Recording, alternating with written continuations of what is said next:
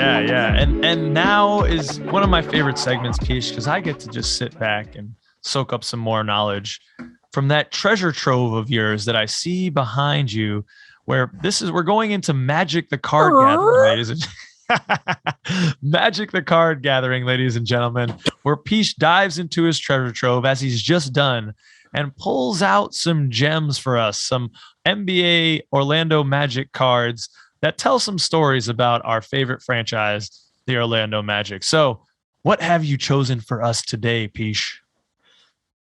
Well, doing a little bit different this today. I'm not going with the categories.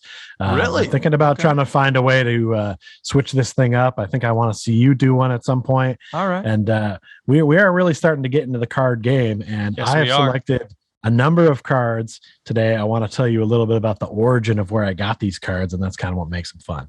So First off, let's go ahead and start with this Zaza Pachulia. Oh, you knew you love it. It's got some jersey on there. It's got the auto, and it's numbered. Nice autograph. And it's numbered 99 of 1,999 right there in the middle. So that's a fun one. And I picked this one up when we were in Orlando. I remember just most recently.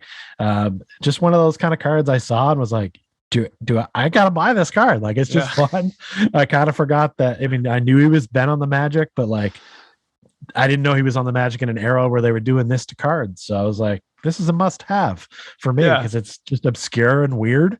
And honestly, didn't like Zaza as a player as he went on throughout his career, but I just think it's a cool card. I don't know. Sometimes that's enough. It is, and it was pretty serendipitous because when we got down there, as we were driving around, we were putting on some stuff, and I think the most recent Pod Squad was with Zaza Pachulia. So we'd listened to Zaza talk about his experience, being drafted by the Magic, playing early with the Magic. And then we walk into that card shop and I see you pull that puppy out and I'm like, oh yeah, he's keeping that one. And if I didn't, you probably would have it in your collection. I would have been all over it. Yeah. Next up, I've got this big, I got it for scale, bring the Zaza back. This is a regular size card. This is a large, giant Penny Hardaway card that I got when I was down there.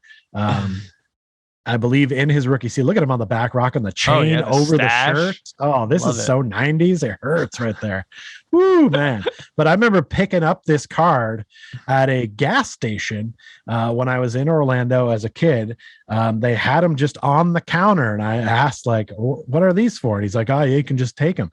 And I just took it. And it was like, this is the best thing. Like, back in these days, they didn't just hand out free stuff like this. This is a like regular blown up upper deck card of Penny Hardaway's like rookie. So I don't know. I just think that's a fun one. You rarely get to display it properly. It doesn't fit in any top loaders. Yeah. What do you do with that thing? Yeah. I put it on that. When you open up those little, the binders, there's a little pocket on the inside. It's lived there for years. And we'll continue to. Yeah. That's the experience we don't get as remote Magic fans. Those little kind of Magic things that happen around. I saw someone post today, TJ Maxx. There was like a Cole Anthony signed jersey in TJ Maxx. Like, we don't get that. We don't get that. Saw that. Very interesting. Yeah. Next up, I've got this Golden Beauty. Ooh.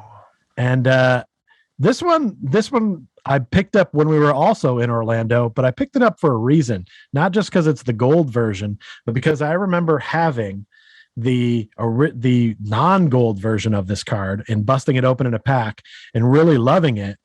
And it got damaged by my dog. And I have not been able to find a second one since. So the minute I saw this one, especially in gold, I had to pick it up because you got Brian Shaw, Ronny Seikaly is on there, and Dennis Scott. And this is just a great card. But yeah, is that the whole premise of the card there? It's the triple S. It's like, it's the triple S, the Magic and their triple S machine. Yeah. Everybody, Ronny Seikaly was great for the Heat for a long time. Ronny. Why are you saying isn't it Ronny? I thought Ronny. It was Ronny, is it? I don't know. Well, because back in the 90s, there was a song by Ice Cube called "What It's Like Having a Ronny," and I think that's what I made that 90s association, which was probably incorrect. Sorry, Ronny. Yeah, I didn't get to watch a lot of Magic games back then either, so I never got to hear pronunciations. That is something that happens to me in all sports all the time, where I see the name in the paper or on the computer, but I never hear it said and realize, oh man, I've been calling that guy the wrong name for a long time. For example, Gene Segura, who is a shortstop. I think he's with the Phillies now. I was calling him Jean. G-E-A-N. That French Quebecois coming out. Gene is Jean to me. A man's name is not Gene. I don't know. These things happen. But anyway, next up, I've got this Evan Fournier. It's a National Treasures. It's number 21 of 39. I am a geek for numbered cards. The fact that there are only 38 other of this card, and I have one of them, it pleases me so greatly. This bad boy is super thick too. I don't know if you can see that difference there. Let me pull back one of these. Even a regular card. Does that have jersey in it or something? No, it does not. Which is what weird. Is in there? What are they stuffing in there? I don't know. Just the national pride. Goodness. National pride is in there. Yeah, man. We know what, and maybe they took a couple other cards and smashed them together, and that's why there's only 39. Because even 39, why would you number a card to 39? There's no significance there. It's like it's not the player's number or anything. I don't know, but it's just a funky, weird card, and I love that I have it. Next up, I'm hitting you with two more twofers here at the end. These are ones that we busted open in packs. I've got the Jalen Suggs and the Franz Wagner. This leads me into we've recently started to really get into cards. I kind of rubbed off on you and got you going on this. We want to collect a lot of Magic players. Phrasing. And we definitely did a box opening where we got these cards. You got some as well, and we're going to continue to do that kind of stuff. So if you're into sports cards and you like the Magic, there's no better place to be than the Cork Cousins YouTube channel, because we're going to be opening packs and digging and searching for Magic players and gems just like these.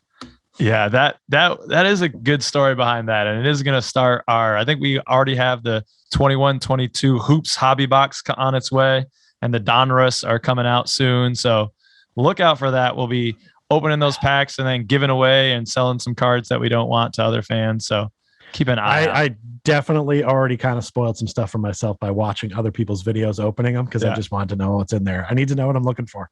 I can't wait, dude. I'm excited too.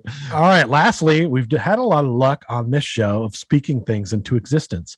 So I'm going to go ahead and show you some cards of Jonathan Isaac and Markelle Fultz. And this is a variant here, this Markelle Fultz, and this is a rookie card here for Jonathan Isaac. And it's just good to see him not only we've talked about him a lot on our show, but you haven't seen him. So here they are. And maybe they'll turn up on the court next. And maybe they'll start NBA hooping. Huh? Yeah, I like it. Speak it into existence, baby.